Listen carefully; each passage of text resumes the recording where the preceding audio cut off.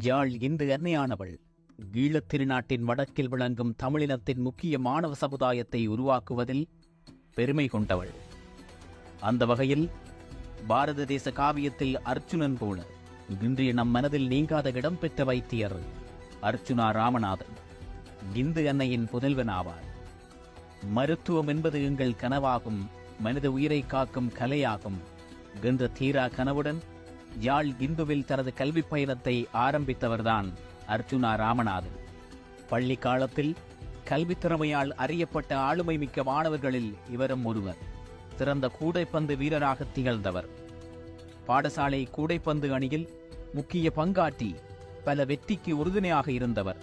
பின்னர் உயிரியல் பிரிவில் சிறந்த பெறுபேறுகள் அடிப்படையில் பேராதனை பல்கலைக்கழக பல் மருத்துவ பீடத்திற்கு தேர்வாகிச் சென்றார்.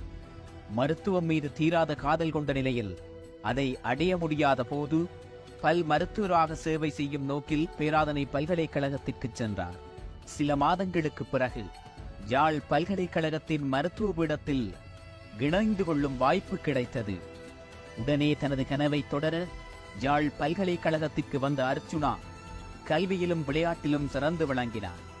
தொடர்ந்து 4 வருடங்கள் பல்கலைக்கழக சிறந்த கூடைப்பந்து வீரருக்கான வர்ண விருதும் 2013ஆம் ஆண்டு இலங்கை பல்கலைக்கழக விளையாட்டு சங்கத்தில் சிறந்த கூடைப்பந்து வீரருக்கான விருதும் இவரின் ஆளுமையின் அடையாளம். சிறந்த மருத்துவராக உருவாகி இலங்கையில் சாவகச்சேரி, கண்டி மற்றும் களுபோவில வைத்தியசாலையில் சேவையாற்றினார்.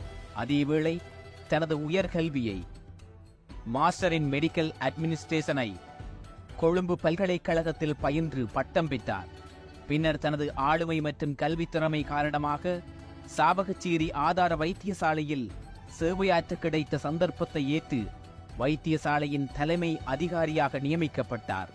பதவி ஏற்று 24 நாட்களுக்குள் அங்கு நடைபெற்ற ஊழல்கள் மற்றும் மருத்துவத்துறையில் இருக்கும் மாஃபியாக்களை சமூக வலைத்தளங்களில் காணொளியாக பதிவேற்றம் செய்தது பாரிய பிரச்சனையாக உருவெடுத்தது. அதன் விளைவாக துறைசார் நிபுணர்களுக்கும் வைத்தியருக்கும் இடையில் முரண்பாடு தோன்றியது. எனினும் வைத்தியர் எதிர்பார்த்தது போல் ஒரு வின் முடிவை அடைய முயற்சிப்பது உசிதமானது. மக்கள் ஆதரவு இன்று இருக்கும், நாளை இருக்கும், ஆனால் 2 நாளில் அது குறைவாகும். ஃபேஸ்புக் ஆன்லைன் ஆதரவும் கூட. அடுத்த வேளையோ அல்லது அடுத்த ட்ரெண்டிங் வரும் வரை இது தாக்குப்பிடிக்கும். அதுவரைதான் மருத்துவருக்கு காலக்கீடு. மக்கள் ஆதரவும் தன் கையும் ஓங்கி இருக்கையில் புத்திசாலித்தனமாக முடிவெடுப்பது அவருக்கும் அவரின் வாழ்க்கை மற்றும் தொழிலுக்கு பாதுகாப்பானது.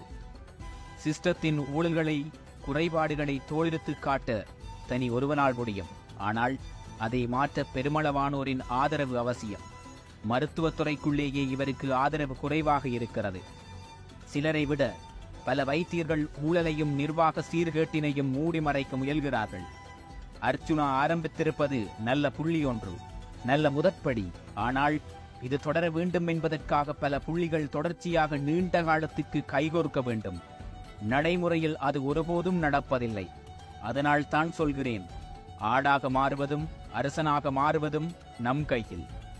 முடிவு உங்கள் கைகளில்.